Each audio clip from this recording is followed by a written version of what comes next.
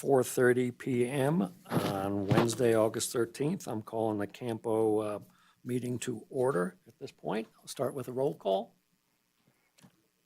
Chair Novak, Here. Vice Chair Maloney, Here. Commissioner Casanelli, Here.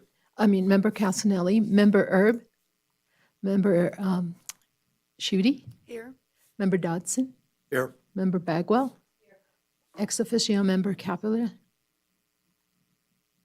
Laura Wise sitting in for Rebecca Capular. We have a quorum. Okay, thank you very much. We'll start out item number 3, public comment. This is our first opportunity for general public comment, and it looks like we do have public who made it through the work zone maze to get here. So thank you for coming. At this point, does anybody wish to speak? If you do, come on up and sign in.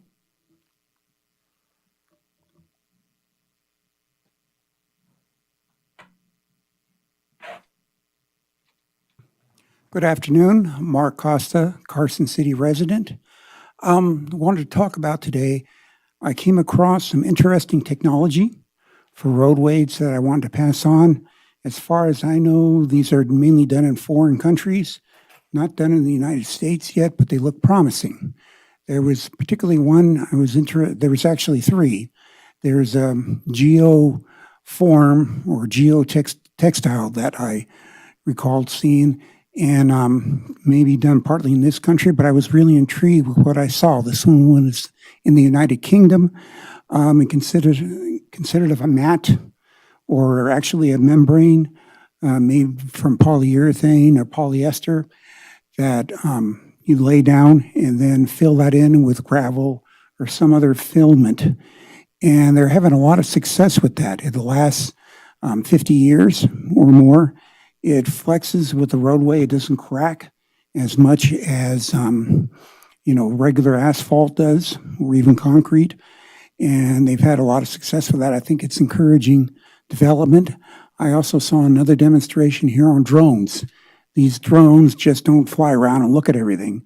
They go around and they can identify problems that they can fix. They can go ahead and fill potholes, fill cracks in the ground, and they do it very quickly and easily. I know I'm seeing an illustration there, and it may not be that real good in real life, but still it's something worth looking at. And the last thing was in Australia, they're finding new ways to recycle asphalt, the same asphalt at least a couple times or more, to go ahead and save money, save resources, and be able to do that. I know it will not be easy to implement technological change. The companies we bid with are used to doing things a certain way, and it would be kind of innovative to go ahead and start using a different method. But I think that's something that needs to be explored, and to go ahead and bring them along on that, because as we know, we don't have the money, and we're not going to get the money to go ahead and fix a lot of the roads that are in broken condition, have a very low PCI. I mentioned before in another meeting that we'd have to rubbleize some of these roads because they're almost rubble anyway, and we won't have the money to fix that, because we need to go ahead and discover innovative ways to fix our roads. They're out there.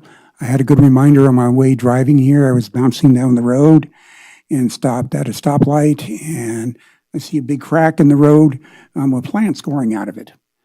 So we need to do a lot of work on our roadways, and here's maybe some additional ways to do that. Thank you. Okay, thank you. Any other folks want to speak up now? This first public comment time? Okay. Seeing none, we'll move on to item 4, possible action, approval of our minutes of the July 9th meeting. I move approval of the minutes. Have a second? Okay. Any discussion at all? All those in favor say aye. Aye. Aye. Any opposed, nay? Motion passes. We're on to the minutes. All righty. Next item, 5A, for discussion only. I guess Kelly's going to talk to us a little bit about the Regional Transportation Plan update and all the work she's been working on. And we'll just leave it at that for this point, because I think you have several items to cover today. is the first one.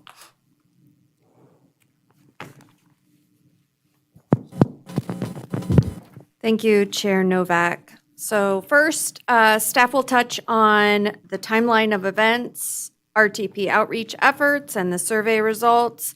Next, Marcus Myers, our new transit coordinator for Jump Around Carson, will take us through the Coordinated Human Services Plan, outreach efforts, survey results, including some considerations for the board. Chris Martinovich, the transportation manager, will discuss RTP revenues, project prioritization, and then I'll go ahead and finish up with some of our next steps.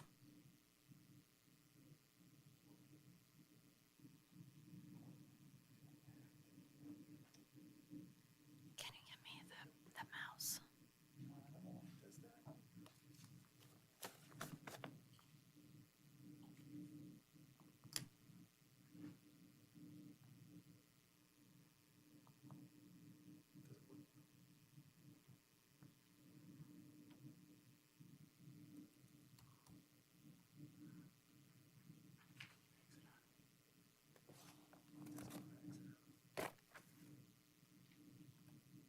Oh. Yes. Spacebar. Okay. So first, let's go through some of the timeline of what's been going on. So in February, the CAMPO RTP and Coordinated Human Services Plan began. We had an update to the CAMPO vision goals. We talked about the table of contents, and we updated the board in April of this year. In May, the survey was released. In June, the outreach with all of the stakeholders began for both the RTP and the Coordinated Human Services Plan. In July, staff released the CAMPO Bicycle and Pedestrian Comment Map. In August this month, we have a second update to the CAMPO board. Staff is also working behind the scenes on a lot of the inputs to the draft report itself, as well as analysis. In September, we have a public meeting coming up, and we'll talk more about that later. Here's some of the organizations staff has reached out to. Staff are still working with stakeholders throughout the update to communicate CAMPO's goals and listen to stakeholder concerns. So what did we hear with our stakeholder outreach? Overall, growth projections within the CAMPO area are relatively low. Despite slower growth, congestion appears to be increasing, especially on US 50 and US 395, those connections to Lyon and Douglas. Alternative routes may be considered in the future. Enhanced resources for signal optimization could help with some congestion and reliability issues. There are several agency plans and capital improvement plans that reference projects' needs within the region and can help with projects, identifying projects needed in the future. Transit needs to include better connection for those living outside of the urban area.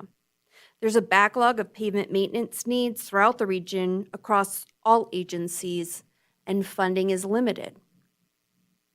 General active transportation connectivity is needed, especially to essential services, schools, transit, trailheads. Safety issues continue to be a concern for specific locations within the CAMPO area. So let's talk about some of the survey results. There were 267 respondents to the current survey. First, we asked where people lived and worked so that we could understand that people were coming into the community, live and work, and were familiar with the area. 90% live within the area. 29% of people work 2 to 5 miles away, while 25% commute 6 to 30 miles. 30% of people do not work or are retired, which is consistent with the census analysis staff do every year.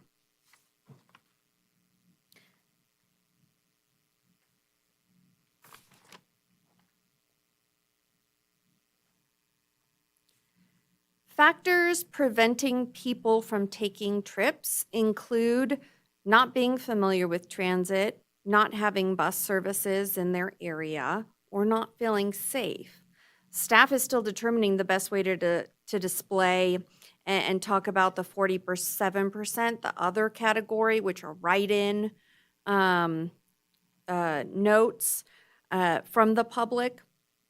So we're still debating about that. On the right, 69% of people agree or strongly agree that local and regional transportation impacts their quality of life. This is a question that was on the previous regional transportation plan survey with a similar result.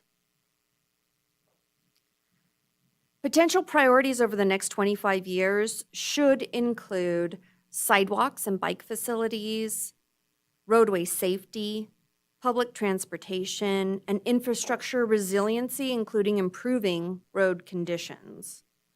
On the right, when asked to describe the needs and vision of the transportation system, people answered in this order: reliability, 42%, safety, 37%, efficiency, accessibility, connected, adaptable.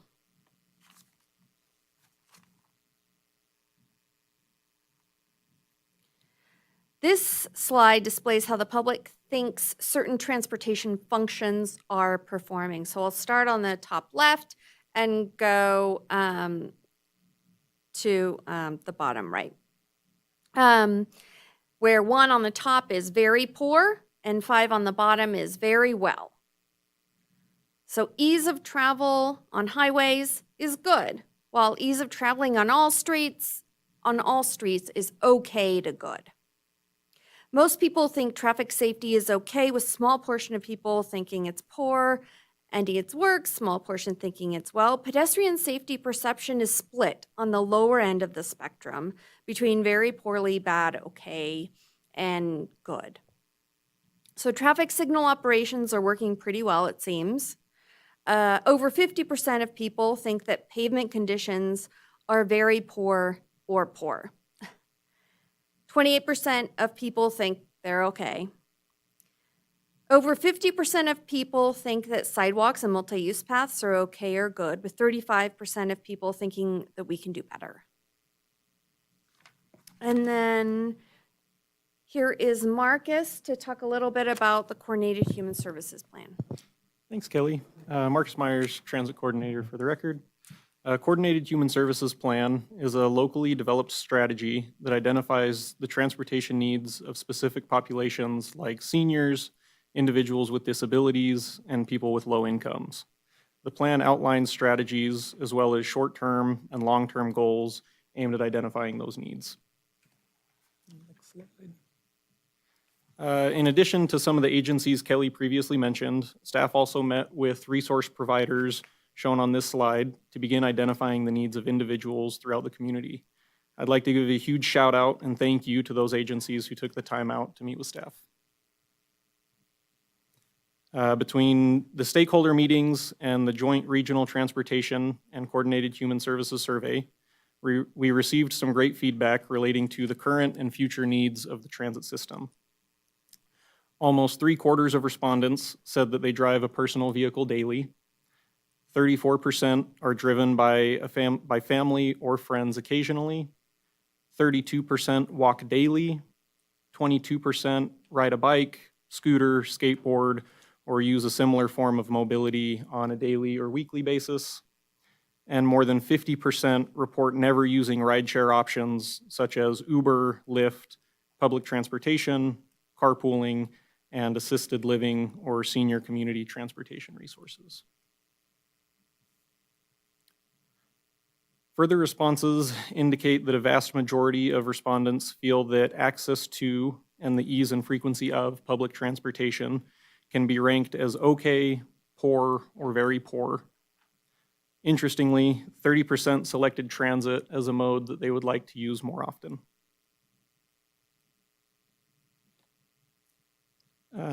Additional feedback received from the survey is found on the left of this slide, which details respondents cannot or choose not to use public transportation. I'll highlight a few of the top contributors. 42% stated that the bus doesn't take them where they need to go. 37% felt it takes too long to get to their desired destination. 30% said the bus is not available when they need it. And 23% don't know what transportation services are available to them. Moving over to the right side of this slide are some common themes from the stakeholder meetings, such as connectivity gaps in regional access, accessibility, specifically in regards to infrastructure such as benches and shelters, public awareness and communication barriers, first and last mile connectivity, as well as regional coordination and strategic planning. From the feedback received, the following considerations may apply. Route adjustments to provide better access to locations called out during outreach efforts, such as the Eagle Medical Center, the Topsy Walmart, the Jack Admin Building, a north-south Carson Street route, and microtransit options. Inter-county travel options to better connect Douglas County, Lyon County, and South Lake Tahoe with Carson City. And marketing and outreach campaigns to improve access to information about the transit system and how to use public transit. With that, I'll turn things over to Chris. Thank you, Marcus. Chris Martinovich, Transportation Manager. Switching gears a little bit here and moving to funding and revenue and projects. RTPs in general must demonstrate how activities and projects within them can be implemented and funded. And we all know that funding over time can change. Federal government funding changes, local government funding changes, state government changes, but we're tasked with developing the funding projections based on the best available data that we have at this time, as well as historical averages. We're going to, and we have continued to consult with our member agencies, including NDOT, related to those available revenue streams. I've sat down with them and discussed the federal funding and what those revenues available for CAMPO may be now and in the future as well. And of course, projects in the RTP generally fall into two categories. They fall into the funded and unfunded categories, and cost estimates for those funded projects will be created. And we're using the available revenue that we'll talk about in a moment for identifying which projects can be funded and which ones will be unfunded in the RTP. So moving to the next slide, when we look at our available funding resources, this is current 2025 data here, a variety of revenue sources for the road and highway areas and for the transit areas as well. The first group there is a lot of federal funding, including National Highway Performance Funding, Surface Transportation Funding, Transportation Alternatives Funding. In the middle part of that screen, in that upper table, we have some of the local funding, the RTC fuel taxes, both the diesel and gasoline tax. We have sales tax in there on the V&T Reconstruction Plan of Expenditure. And both Lyon County and Douglas County have motor fuel taxes as well that are included as available revenue in the CAMPO region. On the transit side, we have the FTA funds as well as the state and local transit funds. And the 2025 data is presented there as a reference. We're able to take that 2025 data and apply some assumptions, and these assumptions have been applied consistent with other metropolitan planning organizations in the state, as well as historical averages as to what's been occurring over time. So we're projecting some federal revenues to generally increase at 2% per year, state revenues a little bit lower, sales and more sales tax and fuel taxes in the 2 to 3% as well.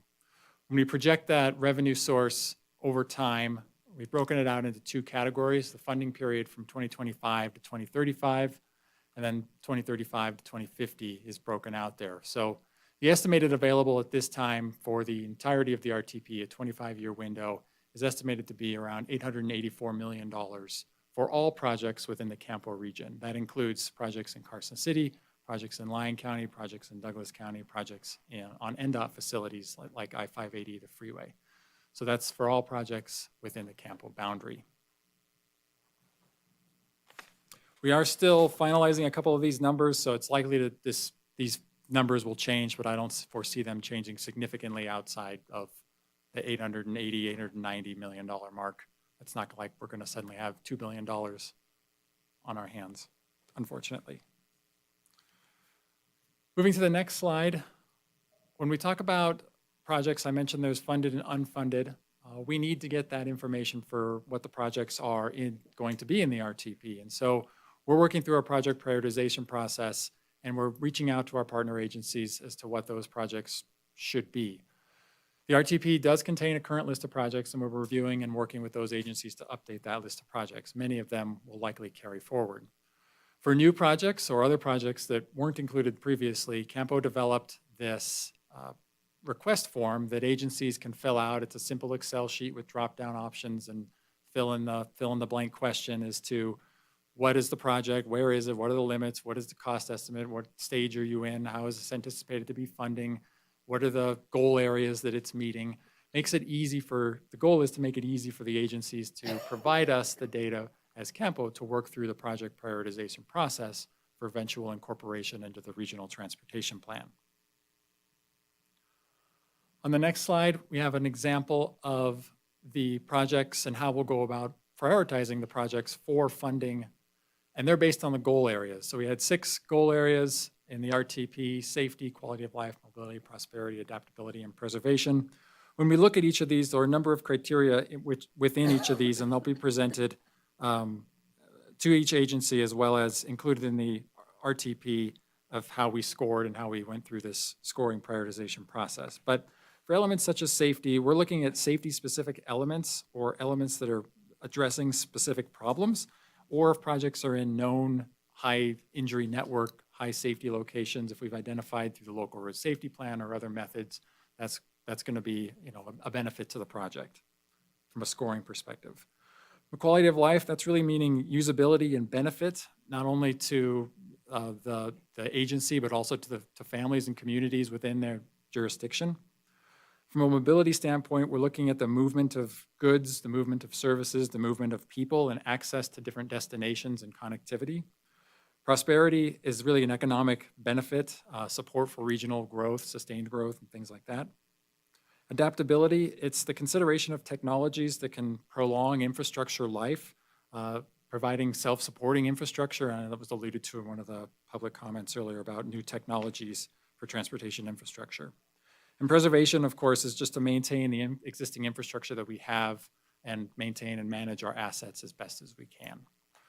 So once that project list is compiled, we'll run through that prioritization process using these scoring criteria, and we'll develop a prioritized list of projects, and ultimately that'll be presented to the public and this board as well. So I'm going to turn it back over to Marcus. No, I'm going to turn it back to Kelly to talk about what's next. So what's next? In September, probably late September, we will have a public meeting, which we will announce in November, or perhaps in October. Staff will come back and talk about projects. November, we're planning on having a draft ready for 30-day public comments. With every RTP, it's required to have a 30-day public comment period. Staff has to document the responses as well. We want to make sure that we do that in time for the January deadline. So November, we'll come back with the draft. December, we plan to present the final draft, or at least give another update. And then January, we will be ready with the final draft of the RTP to present to the board. And that's it. So thank you.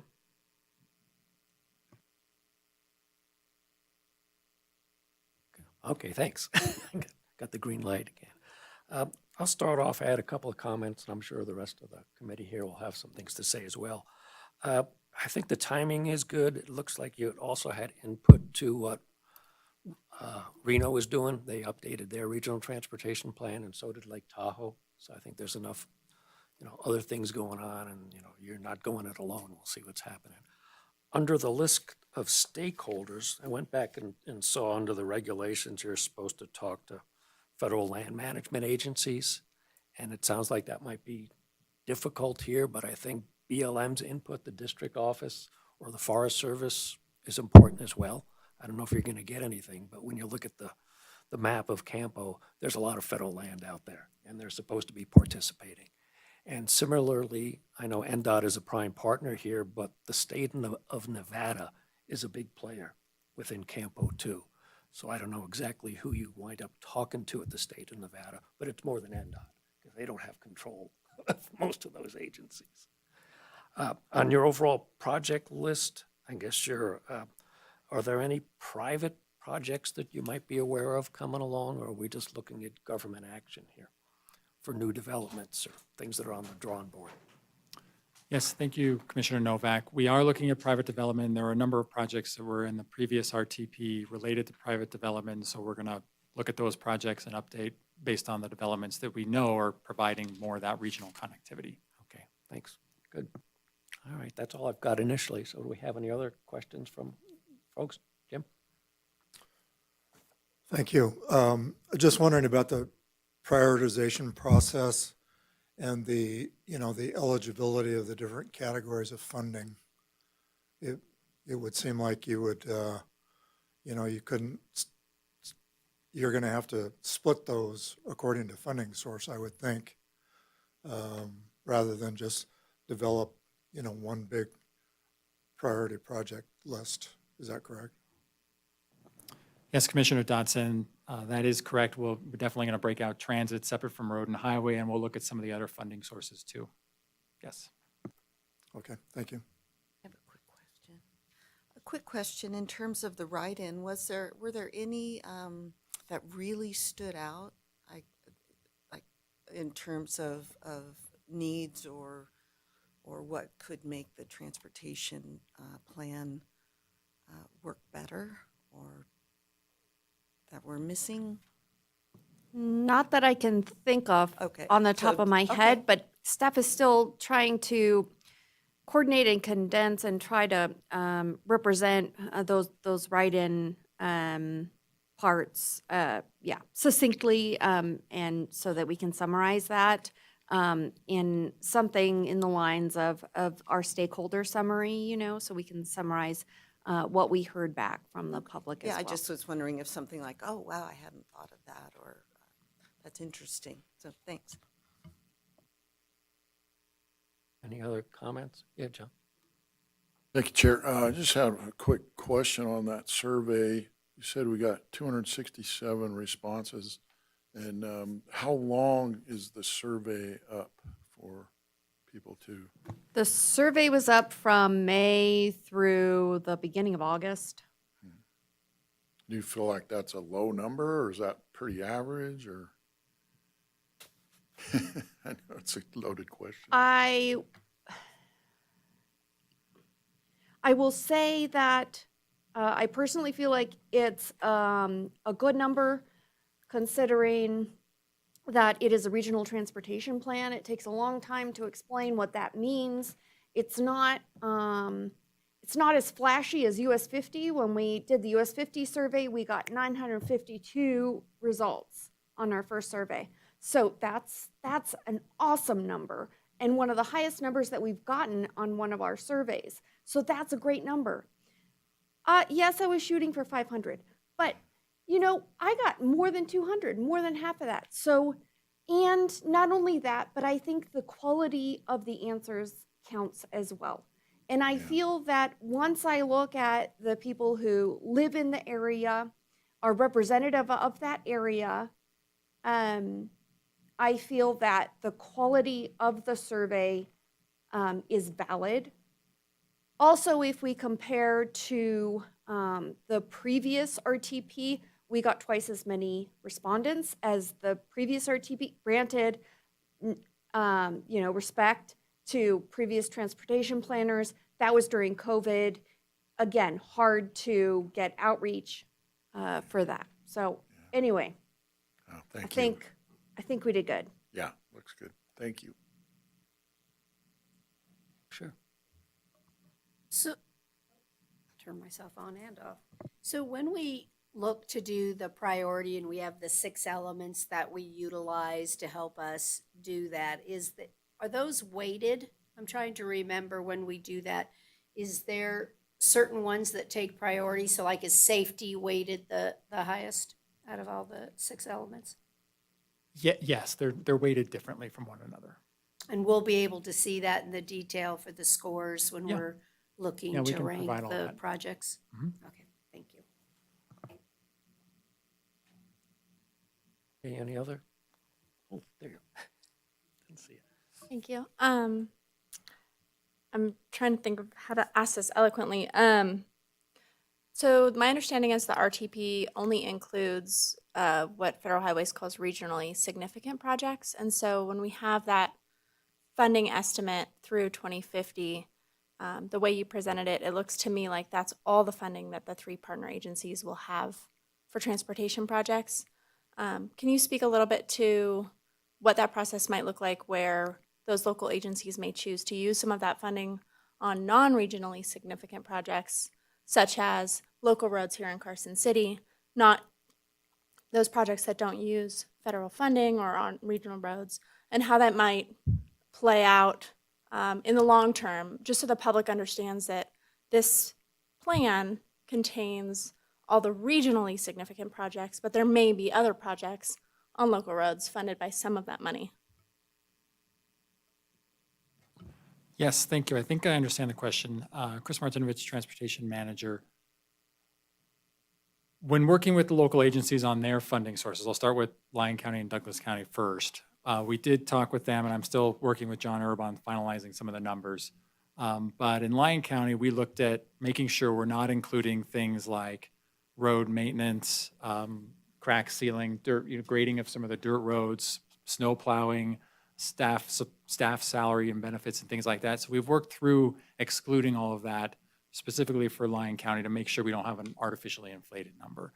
For Carson City, we've removed some of the street maintenance, some of the fuel gasoline taxes that go to the street maintenance department. Those have been removed and they're not included in this estimate.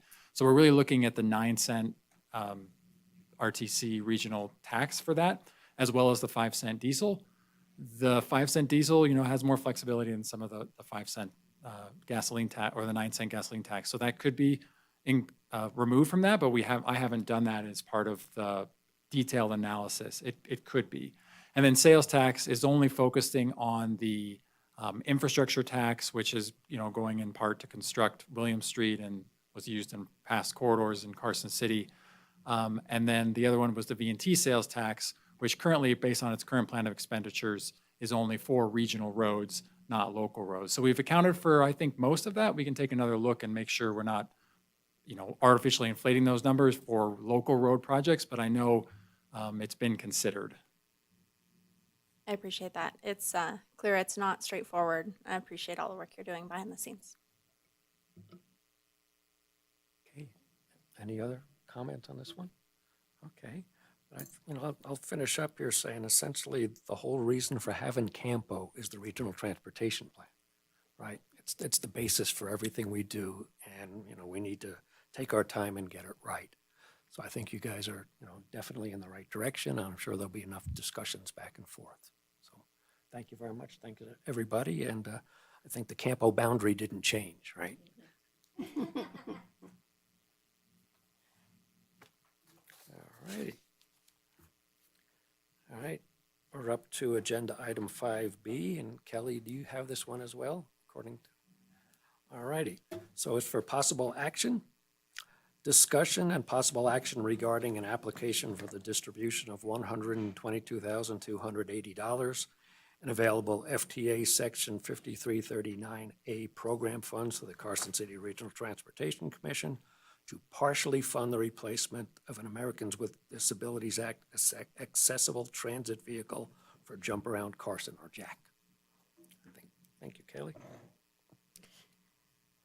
Thank you, Chair Novak. On Kelly Norman, Senior Transportation Planner. On May 14th, 2025, CAMPO issued a call for projects for distribution of the federal fiscal year 2025 FTA 5339 funding.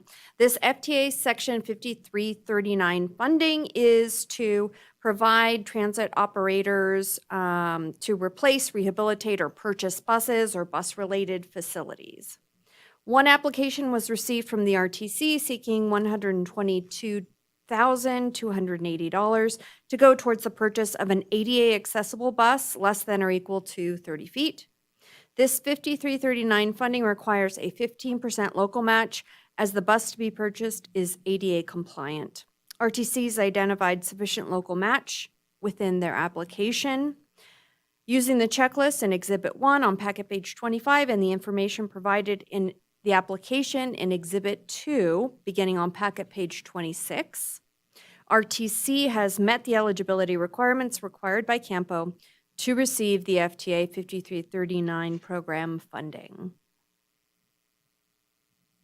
Okay, do we have any questions, comments, or discussion from the group up here? All right, it's an action item. Do we have any public comment on this one? Okay. Seeing none, I will entertain a motion. I move to award $122,280 in FTA 5339A program funds to the RTC. I second. Motion and a second. All those in favor, say aye. Aye. Aye. Any opposed, nay?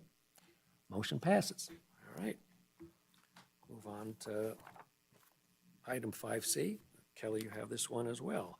This is for possible action, discussion, and possible action regarding an application for the distribution of $200,155 in available FTA Section 5310 program funds to RTC for the capitalized operating expenses of the Jack Assist Paratransit Program. Okay, Kelly. Thank you, Chair Novak.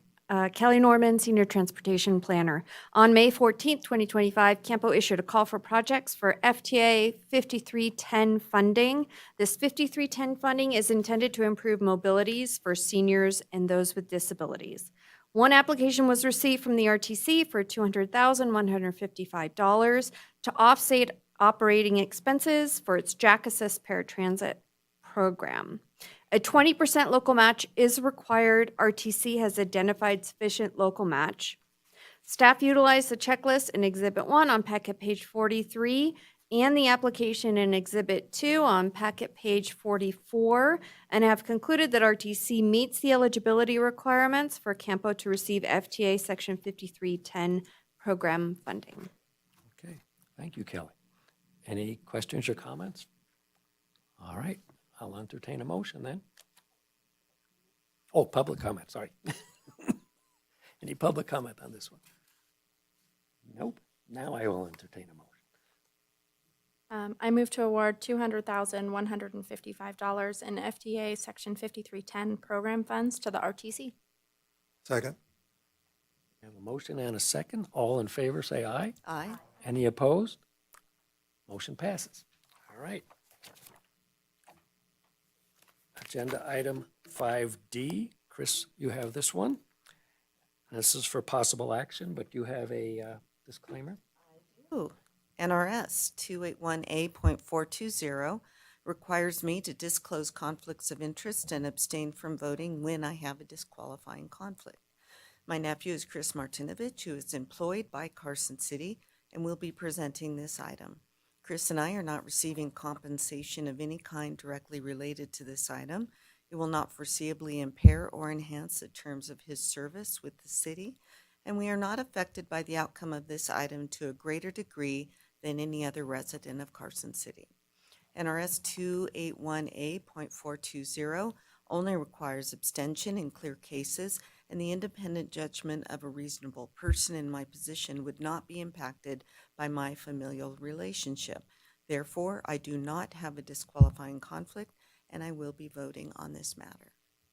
Okay, thank you. I'll read the introduction so everybody knows what we're getting into here. Discussion and possible action regarding 1, Highway Agreement Number PR 235-25-063 for the Nevada Department of Transportation to fund a feasibility study for the East Dayton Bridge Project located in the Dayton Valley area of Lyon County through $1,254,000 in surface transportation block grant funds, plus a 5% match of $66,000 for a total project cost of $1,320,000. And two, authorization for the transportation manager to execute the agreement, as well as any future amendments to the agreement regarding extensions of time or changes in the funding amounts not to exceed 10% of the present amount. So Chris, you have this one? Thank you, Mr. Chair. This agreement is, as stated, an agreement with the Nevada Department of Transportation for surface transportation block grant funds toward the East Dayton Bridge project. This project will kick off a feasibility study analyzing the potential location of the bridge as well as needed roadway connections and associated potential impacts with constructing a new road on the east side of the Dayton Valley and a new bridge across the Carson River. Lyon County is providing $66,000, all of the required 5% match to CAMPO for this effort. And CAMPO is leading the procurement of the consultant and administration of the agreement with NDOT and will be doing the reimbursement process and all the agreement steps, as well as managing in partnership with Lyon County, managing the feasibility study on determining where this bridge ultimately will end up going. With that, we're going to finish, I'll finish up the request for qualifications to get a consultant on board, and we'll submit that to NDOT for review and then release that, and we'll kick off the study at that point. Award of the contract would likely come back to the CAMPO board for approval. Happy to take questions. That concludes my comments. Okay, thank you. Mr. Casanelli, do you have any comments at all? This is one of yours that's been around for a long time. Yeah, so definitely very excited to see this moving forward. Our Board of County Commissioners, as well as our RTC, just today has approved the 5% match.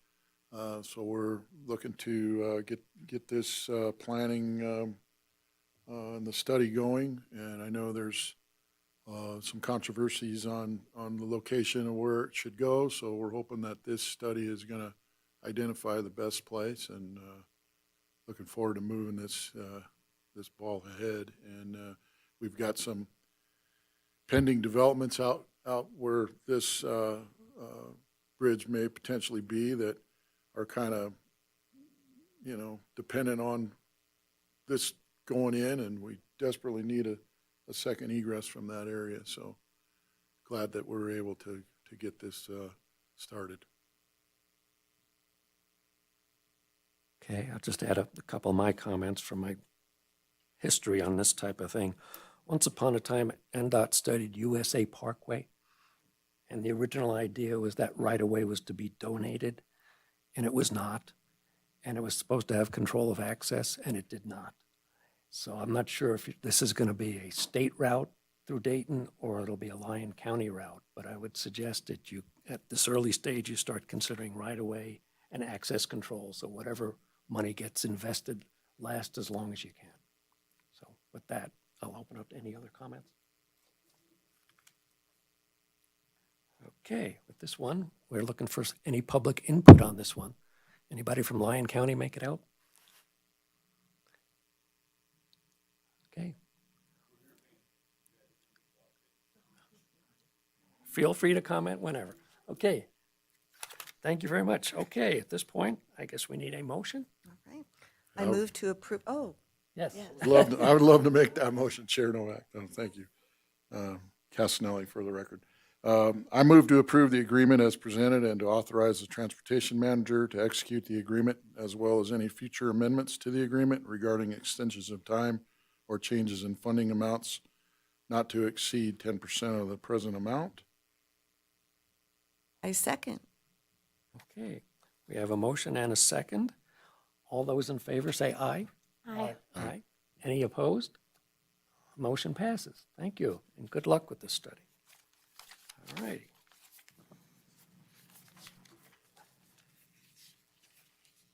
All right. We're back on to item 6A. Chris, your transportation manager's report. Thank you, Mr. Chair. Chris Martinovich, Transportation Manager. I have two items to update on today. First is we are finalizing the compilation of data safety data from the local road safety plan to provide to NDOT in response to a letter from Secretary Duffy at the US DOT requesting safety data and projects being prioritized for safety. So we're compiling that. We'll get that over to NDOT in the next few days so that they can make their response as part of the state's response to how the state is addressing safety needs from the transportation sector. Additionally, we are working on finalizing our recommendations for the US 50 East Carson Complete Streets Corridor Study. We have a meeting scheduled with NDOT on August 21st to go over those final recommendations, and we'll tweak a few things and plan to bring that to the board what those recommendations are in the coming months prior to finalization of that study. But we're going to wrap that up, I should say, prior to the end of the year. Those are my two updates from the Transportation Manager's Report. Thank you, Mr. Okay, Chair. thank you. I know you guys have been busy. All right, move on to agenda item 6B, the NDOT report. Have you been thoroughly briefed? As well as I could be in a day's notice. My name is Laura Wise. I'm sitting in for Rebecca Capular. She gave me 3 items to speak on today. She wanted to do a reminder on the move over law. NDOT this summer just cleaned up and planted additional flowers around our NDOT Fallen Workers Memorial at the Carson City headquarters. In total, there have been 27 NDOT team members killed since 1948 during the job. The memorial walls remind of their service. It's an important reminder for drivers to give room, keep highway workers safe. Nevada's move over law requires drivers to slow down, and if safe to do so, move over one lane when passing first responders on the roadside, and this includes NDOT vehicles. In 2022, 3 NDOT survey employees were struck and injured by a passing motorist on US 395 near Topsy. So this is still a very present thing to remember to move over with that. They were left with very serious injuries, and just want to remind all motorists, move over while passing responders on the side of the road. The second item is Gwynn Peak was named in honor of former Governor Kenny Gwynn on I-580 near Galena Creek Bridge. July 30th, Congressman Amodei and Governor Lombardo joined NDOT to unveil signage on I-580 near Galena Creek Bridge for the newly named Gwynn Peak. This names the highest point of the Steamboat Hills in honor of the former governor. State law does not give NDOT the power to name roads, but Nevada law allows anyone to propose a name for distinct geographic features throughout the Nevada Board on Geographic Names. Governor Gwynn left an important legacy in Nevada transportation, and the Geographic Name Board felt it appropriate to name a peak nearby I-580 in honor of Governor Gwynn. At the close of Governor Gwynn's second term, NDOT was in the midst of the state's largest highway construction program. As chair of the State Transportation Board, Governor Gwynn approved construction of I-580 south of Reno. Funding for the Northern Nevada Freeway project was approved by the State Transportation Board chaired by Governor Gwynn in 2003 and 2006. It was one of the state's 6 super projects at the time, and I think all of us who travel from Carson City to Reno recognize how important the highway is to connect our region. And our final update is this is our last month to submit Children's Safe Routes to School art contest that NDOT's been hosting. Through September 1st, Nevada school children grades K through 12 can submit original drawings raising awareness of road safety. The grand prize winner's art will be featured on a Carson City mural during the Carson City Mural and Music Festival in September. 2nd through 4th place winners will also receive a prize. We're looking forward to the safety artwork, whether walking or biking to school or using skates, skateboards, or wheelchairs. Contest information has been shared across Carson City, and we've also posted the flyer to bicyclenevada.com and our Nevada DOT Reno Twitter account. We appreciate the opportunity to partner with Visit Carson City, the Safe Routes to School program, and others to host this contest. And that's all I have. Okay, thank you. I know it's a busy meeting week. I think NDOT's board meets tomorrow afternoon. RTC of Southern Nevada meets tomorrow morning, and RTC up in Washoe meets Friday morning. So I'm sure you guys are working on lots of things. And having worked with Governor Gwynn way back when, I think some of us remember getting those rebate checks from our registration of our vehicles, that maybe it made the local economy solvent, but it really did not help NDOT's construction program. was a couple of $100 million that disappeared, and you guys have never recovered from that. So we'll see how that goes. All righty. With that, I'll move on to agenda item 6C. Any other comments that we have up here? Okay, Actually, I have one. sure. I just want to give a shout out to Molly Walt on, helping to oversee or facilitating the meeting for the Coordinated Human Service Plan. There's been some really great discussion, dialogue, brainstorming, and so thank you for doing that.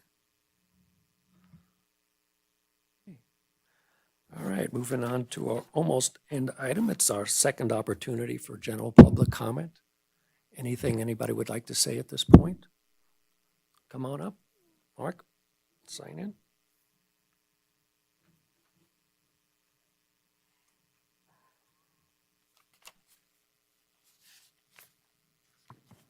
Good evening, Mark Costa, resident of Carson City. My comments are directed towards the development of the RTP. Was glad to go ahead and receive the briefing and look forward to the next items on the planning for getting that completed. It's a pretty ambitious schedule to go ahead and get this done, to get an RTP done. And I understand there's a timeline that needs to be done, but I agree with the comments of the chairman that we need to be careful with this because it's very important that we have a clear way to prioritize and understand what our transportation is supposed to accomplish.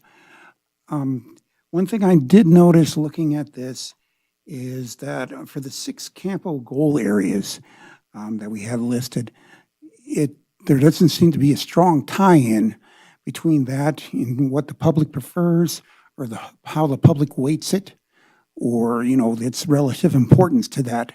I think it's important that we clarify that.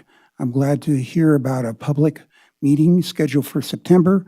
We need to go ahead and get, first of all, the date and time for that out as soon as possible so we can have maximum attendance.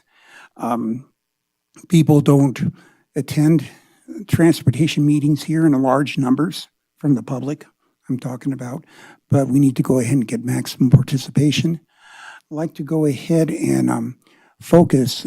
We in NDOT, when we were in the process of doing our RTP, we went ahead and had several exercises where the public selected the relative importance for the goal areas. And I think that's important that we keep that in mind to get some data as to the relative importance for the various goal areas to help us weight the projects in the prioritization plan that we have.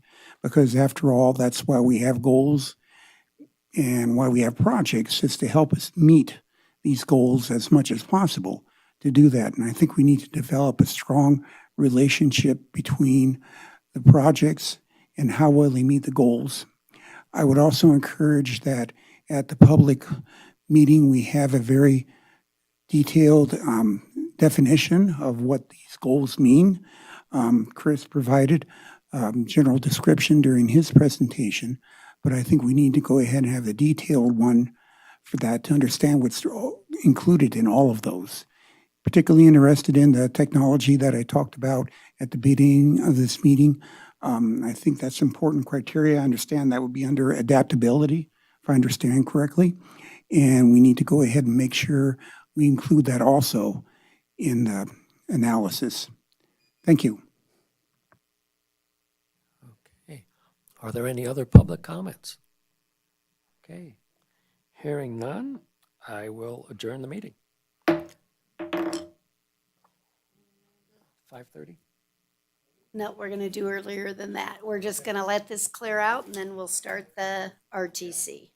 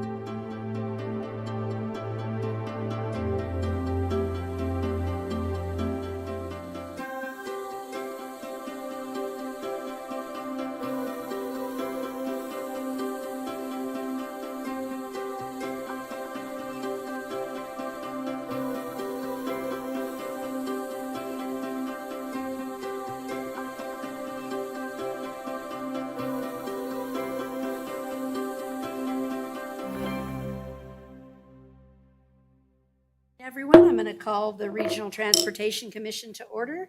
May I have a roll call, please? Chair Bagwell, Here. Vice Chair Schutte, Here. Commissioner Dodson, Here. Commissioner Novak, Here. Commissioner Maloney. We have a quorum. Thank you so much. We're going to move on to agenda item 3, which is our opening public comment. Do we have any public comment? Okay, we're going to move on to agenda item 4, which is the approval of the minutes of June 11th. Does anyone have any corrections or changes?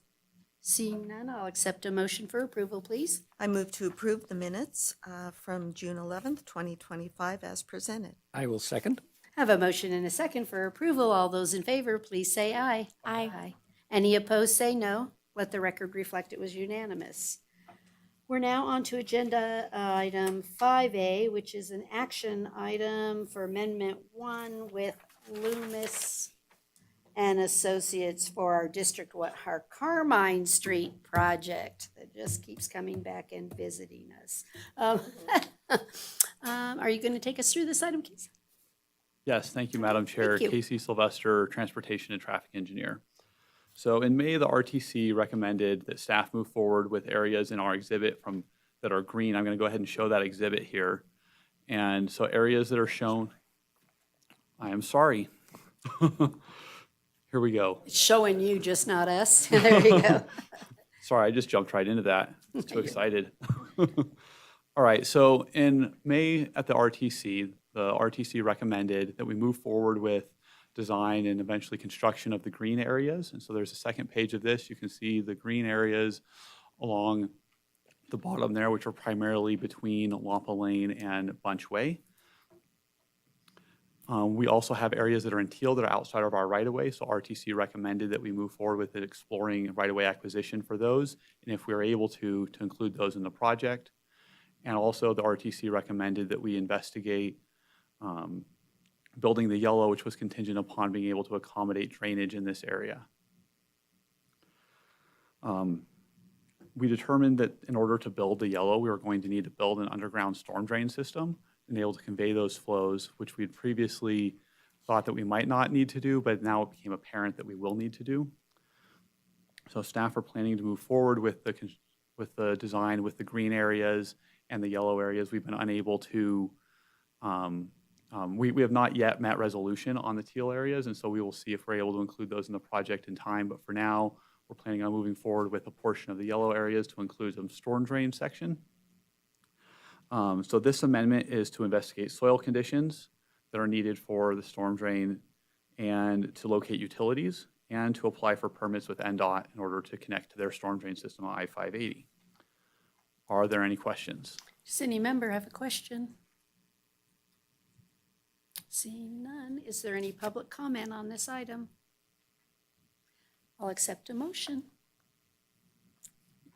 I move to approve the amendment as presented.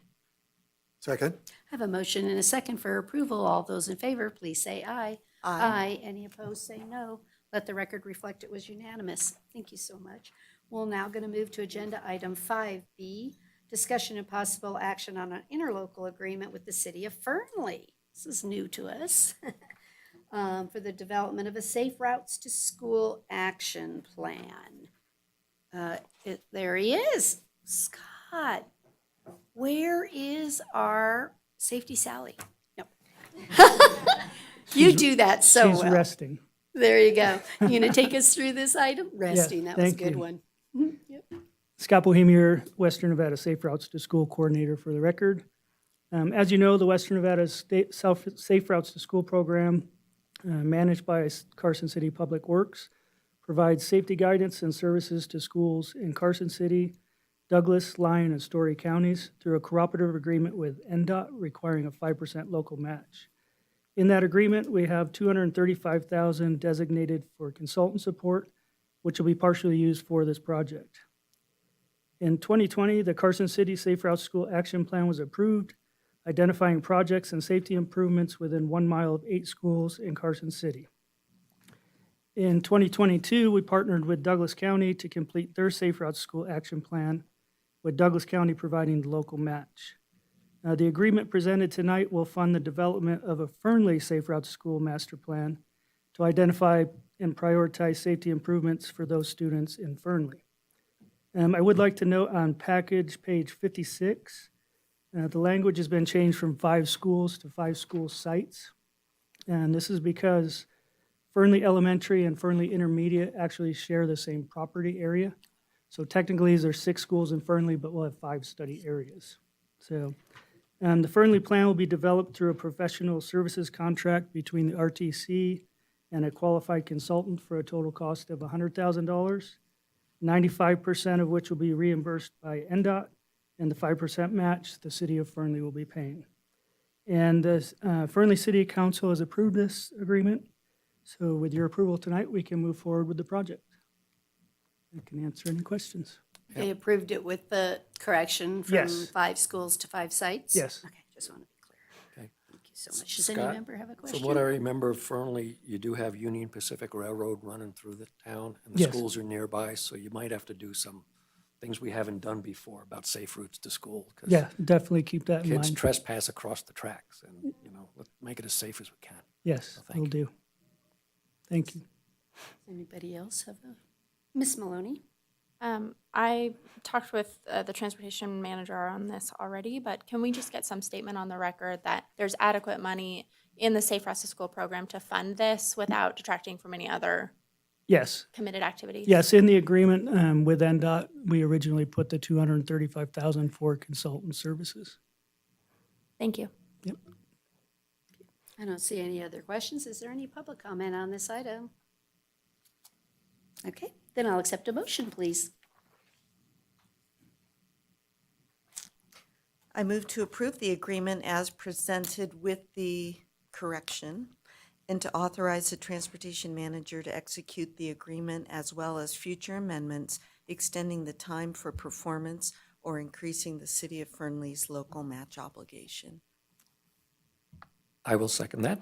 I have a motion and a second for approval as amended. All those in favor, please say aye. Aye. Any opposed, say no. Let the record reflect it was unanimous. Thank you so much. I want to see you're such a great cheerleader for that program. Thanks for all you do, Scott. Okay, we're going to move on to agenda item 5C, which is discussion and possible action for Titan Electrical contracting for the Appian Way intersection discussions. Casey, are you going to take us through this item? Thank you, Madam Chair. Casey Sylvester, Transportation and Traffic Engineer. So a couple of things on this one. First is just to note that this project is partially funded by developer contributions, which have been collected for this purpose, and also it's partially funded with federal funds. Other item being that the project contingency needed additional funds. Partial funding from unspent RAC development funds came available at the end of fiscal year 2025. That funding must be programmed by the Board of Supervisors in order to be applied to this project. That item will go to the Board of Supervisors later this month, and that is why at the bottom of the agenda title, it notes that it is contingent upon additional funding being applied or being approved by the Carson City Board of Supervisors. Are there any questions? Does any member have a question? Yes, I've got a Great. couple. We missed the bid estimate by 30-something percent. Just a bit. Just a bit. I see where you want to get additional public money for this, but is the developer being asked to contribute any more? Because I'm still not convinced that this signal is the best way to spend our money. Have you spoken to the developer at all? We have not reached out to the developer about additional contributions on this project. Commissioner Novak? If I may, Madam Chair. You may. In terms of developer contributions, we have collected a number of developer contributions on this project, and we anticipate continuing to collect developer contributions on this project going forward as development continues to occur. I know there was discussion at this board in the past number of years ago where there was an idea of making sure we're contributing and getting a share from everybody over a long period of time. And so just because we're building this project may not be the end of developer contributions in this area. And so there's an opportunity to fund some of that back, if you will, some of those fuel tax revenues back with developer contributions to be able to fund that portion that the RTC put into this.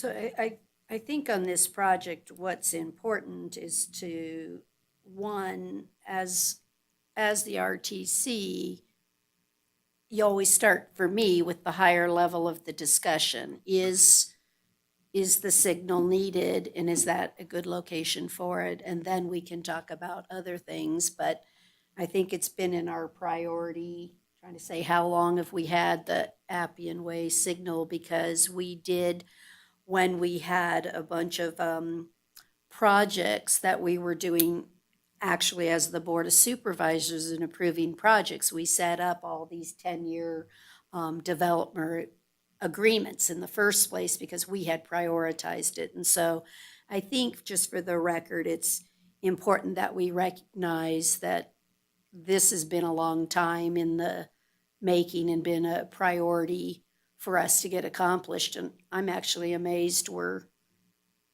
able to even get it done. And that the other component that's important on this project to me, if I'm not mistaken, right, we are prepping it so that for the fourth leg, to be able to come in and really then complete everything for that intersection. And we are not paying for that at this point because, again, that potentially is a developer contribution opportunity for that fourth leg. So if that helps. Anybody else? Mr. Dotson. I was looking at the bids. The two bids were received were incredibly close in price. Although if you go down the unit price list, you know, they get to the same sum in completely different matters. But I did notice, you know, I would think constructing this thing is going to have some impact to traffic during construction. And I just hopeful that there's some limitations of operations in that bid, you know, to not be out there during peak hours for that. I would notice that the low bidder seemingly put some more money into the traffic control item than the other bidder, which to me is a plus, but you know, it remains to be seen if that's true. But again, I think it's going to be important to pay attention to that during the construction of this project. Okay, I don't see any other board discussion. Is there any public comment on this item? Seeing none, I'll accept a motion. Mr. Dotson. I move to award the contract as presented, contingent upon board allocation of additional funding to authorize the district attorney's office to make any changes needed to the contract's compensation term to conform to the board's action, and to authorize the public works director to approve expenditure of 10% contingency if needed. I second. Have a motion and a second for approval. All those in favor, please say aye. Aye. Any opposed, say no. No. Let the record reflect that we had one no by Mr. Novak. We're now going to move on to agenda item 5D, discussion and possible action regarding Intermountain Slurry Seal. And this is for our 2025 long line pavement striping. Casey. Thank you, Madam Mayor. Casey Sylvester, Transportation and Traffic Engineer. As you mentioned, this contract is for long line pavement striping, which we do annually to refresh longitudinal striping across Carson City, as shown on the map on packet page 223. The contract is for a total amount of $251,813. Are there any questions? City member, have a question? Pretty standard one we do. Okay, is there any public comment on this item? Okay, I'll accept a motion, please. Mr. Novak. I move to award the contract as presented and authorize the Public Works Director to approve expenditure of the 10% contingency if needed. I will second. I have a motion and a second for approval. All those in favor, please say aye. Aye. Any opposed, please say no. Let the record reflect it was unanimous. We're now on to agenda item 5E. This is a discussion and action item for Nevada Barricade and Sign Company, Inc. This is for our short line paving. Casey, is there anything special on this one? Thank you, Madam Mayor. No, nothing in particular beyond what was already discussed. The limits are shown on page 270 of the packet. Are there any questions on this item? Does any member have a question on this short line? I don't see any. Is there any public comment on this item? Seeing none, I'll accept a motion, please. I move to award the contract as presented and authorize the Public Works Director to approve expenditure of the 10% contingency if needed. I will second. I have a motion and a second for approval. All those in favor, please say aye. Aye. Any opposed, say no.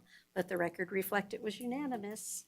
We're now on to our non-action items, our Transportation Manager's report. Mr. Martinovich. Thank you, Madam Chair. Chris Martinovich, Transportation Manager. A few things to note here.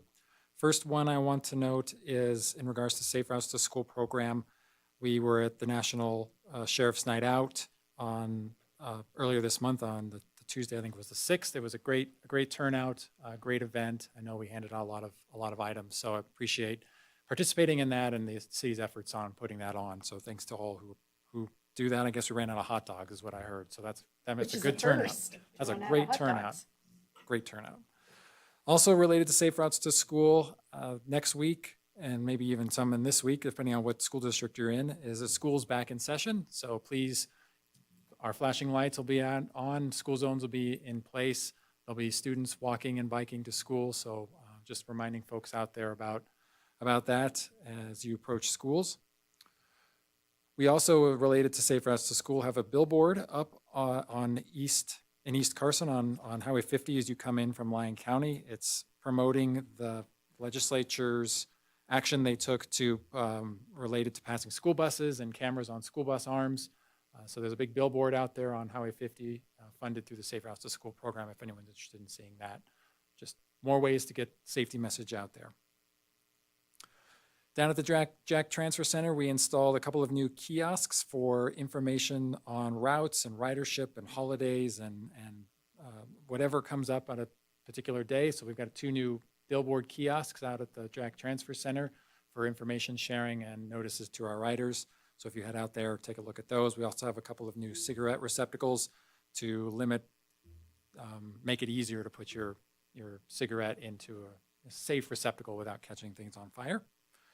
And lastly, I want to note related to transit is in about a month, Jack will be celebrating its 20-year anniversary. It was started in October of 2026 or 2006, so 20 years of transit operations here in Carson City. And that concludes my manager's report. Thank you, Madam Chair. Thank you so much. We'll now move to agenda item 6B, which is our street operation and control system report for May and June. Is that Chris? We have 2 months in this one as the RTC did not meet in July. So we have both the May and June reports included in here. This concludes the fiscal year for both of these reports, and you can see specifically on Exhibit 6B on packet page 277, the number of potholes we repaired, 2,111, a lot of street patching operations, crack sealing operations as well. Across the city has been going on. Sidewalk and concrete flat work is also a large item this particular fiscal year. 14,000 square feet of concrete and flat work has been done by our street operations crew, so they've been busy this past fiscal year 2025 getting all that implemented and installed across the city. On the traffic signal control systems report, we made some progress on some of our open open work orders, making some progress there on delivering those.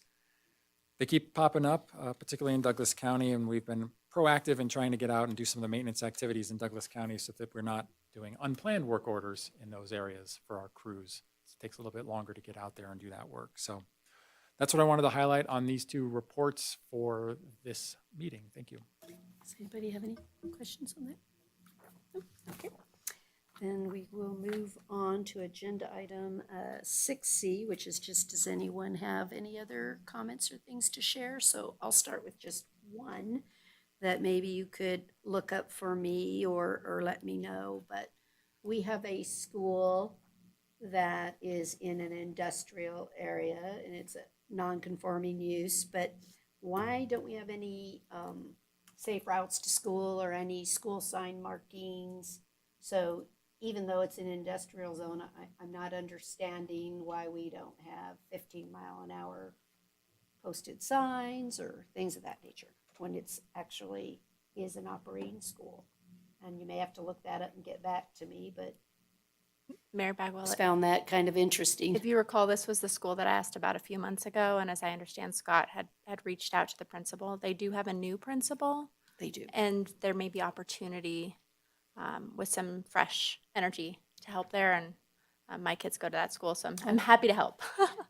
Yeah, it does not appear very safe. Let me just say I wasn't impressed that there was not good signage to, we got trucks going through there and everything else, so, okay.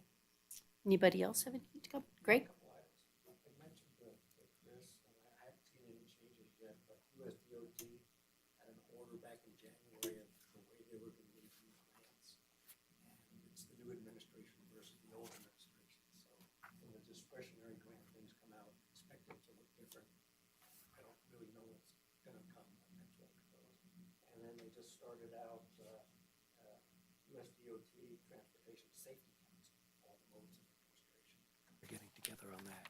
And I forgot to mention for NDOT, I saw on their agenda, they're talking about the Strategic Highway Safety Plan tomorrow. They're updating a new one, so that'll probably come up at our future meeting. That's all I've got. Okay. Does anyone have any question on any of the project statuses that you would like to bring up? Or the report was great? No further questions. Okay. With that, then I'll go to final public comment. Okay, your opportunity's gone. All right, and then if there's no objections, we are adjourned. Thank you for a good meeting.